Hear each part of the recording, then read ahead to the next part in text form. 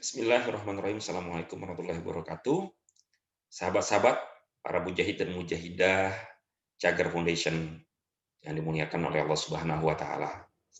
Suatu hari ada seorang penebang kayu yang ahli, yang di kampungnya dia terkenal mampu untuk menebang pohon kayu dengan jumlah yang sangat banyak, dan dia terbiasa untuk bekerja keras menebang kayu. Suatu hari dia punya kebutuhan yang besar secara ekonomi sehingga dia memutuskan untuk bekerja di sebuah perusahaan kayu.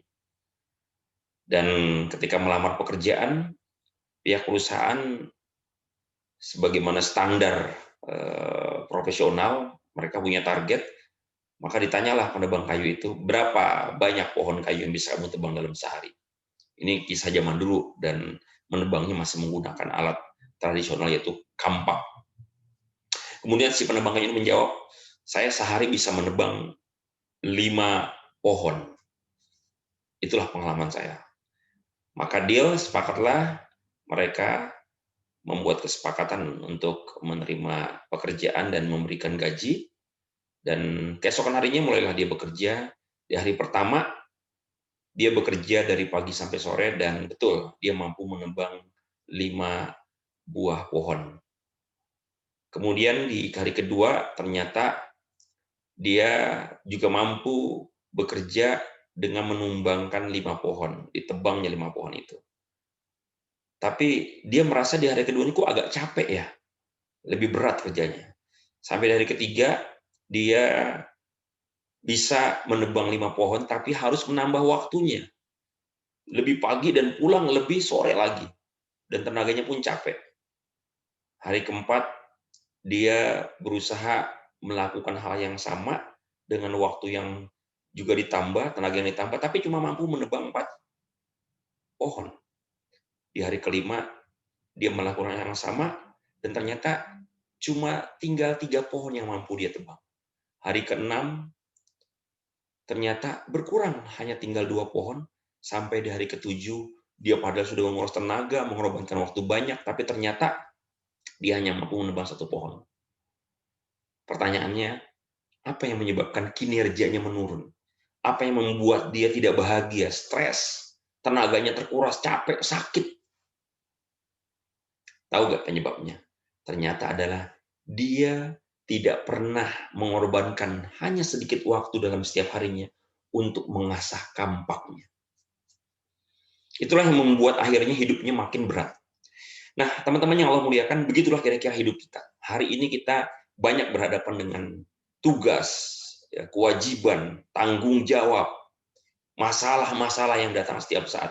Namun kita tidak pernah sungguh-sungguh untuk serius, untuk mengasah kapasitas diri kita, kemampuan diri kita, bagaimana kita mengatasi masalah itu. Padahal orang yang bahagia, orang yang sukses adalah orang yang mampu mengupgrade kapasitas dirinya melebihi masalahnya, melebihi tanggung jawab dan tugas-tugasnya. Nah, itulah sebabnya kenapa teman-teman yang Allah muliakan, Cagar Foundation merasa perlu untuk mengajak diri saya dan kita semua, khususnya teman-teman di manajemen, untuk belajar, mengasah diri, mengupgrade diri, meningkatkan kemampuan bagaimana kita bisa mengatur kehidupan kita, mengendalikan kehidupan kita. Sehingga kita tidak lagi dikendalikan oleh kehidupan. Sehingga kita tidak lagi merasa repot mengatur agenda ini yang belum selesai, ini sudah muncul lagi, masalah yang ini belum beres, ini sudah ada lagi masalah. Kita jadi pusing, dan kita juga jadi stres, sehingga kita banyak membuang-buang waktu untuk yang tidak berguna, dan akhirnya kita rugi.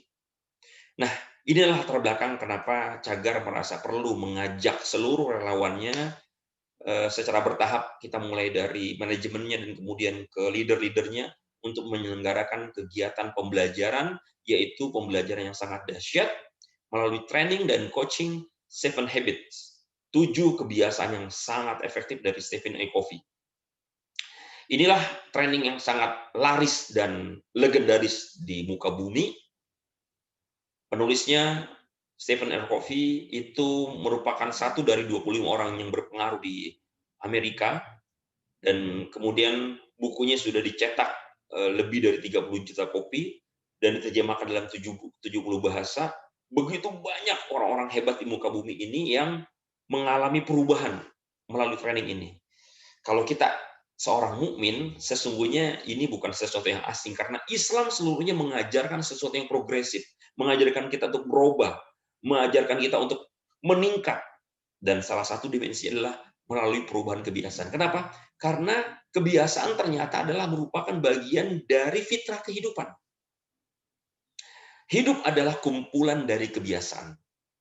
Jadi kalau kita ingin hidup kita bahagia, maka harus bisa membangun kebiasaan-kebiasaan bahagia. Kalau kita ingin sukses, maka kita harus bisa memiliki kebiasaan-kebiasaan orang-orang sukses. Dan secara mekanisme kejiwaan, ternyata kebiasaan itu harus dibentuk. Kebiasaan itu memang dibentuk sedemikian rupa, baik sengaja maupun tidak disengaja. Persoalannya adalah banyak di antara kita yang kehidupannya dikendalikan dan dibentuk oleh kebiasaan. Misalnya ada orang yang susah banget untuk meninggalkan rokok, susah banget untuk meninggalkan kemalasan, habis subuh tidur lagi. Banyak orang-orang yang tahu bahwa begitu banyak hal positif dalam kehidupan ini kalau dijalankan dan dijadikan kebiasaan akan mendatangkan keuntungan yang luar biasa, akan bisa mengantarkan kepada kebahagiaan yang hakiki. Ya, kebiasaan sholat tahajud, kebiasaan puasa sunnah, kebiasaan baca dan tadabbur Quran, kebiasaan bersedekah, kebiasaan senyum, kebiasaan mengucapkan salam, kebiasaan menyambut kebaikan dari orang lain. Tapi banyak di antara kita yang susah banget menjalankan kebiasaan itu. Kenapa? Karena kita sudah terlanjur dikendalikan oleh kebiasaan yang sebaliknya. Maka pepatah mengatakan, bentuklah kebiasaanmu, jika tidak maka kebiasaan yang akan membentukmu. Artinya nasib kita memang tergantung dari kebiasaan. Dan ternyata proses untuk membentuk kebiasaan itu dimulai dari bagaimana kita merubah pola pikir, paradigma, gagasan kita, pemahaman kita harus betul-betul dibongkar. Makanya pepatah mengatakan, tanamlah gagasan, petiklah tindakan. Tanamlah tindakan, petiklah kebiasaan, dan tanamlah kebiasaan, maka petiklah nasib. Nasib kita tergantung dari kebiasaan yang kita bangun. Hari ini kalau hidup kita banyak mengalami kesulitan, itu karena memang kebiasaan-kebiasaan kita yang buruk.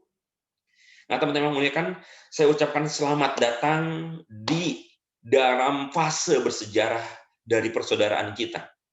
Di Yayasan Cagar ini, kita bersaudara di dunia, tapi bersaudara yang bermakna. Salah satunya dengan melakukan pembelajaran ini. Kalau kita betul-betul ingin menggapai cita-cita berkumpul di surga melalui persaudaraan kita di dunia ini, maka maknailah, isilah dengan hal-hal yang bermakna, salah satunya dengan serius belajar, menggali, meresapi, mengamalkan dari program training dan coaching Seven Habit ini. Teman-teman yang Allah muliakan, dan memang kami merasakan dan mengakui juga tidak mudah. Ya tidak mudah, berat ya untuk bisa keluar ya mendobrak kebiasaan lama kita.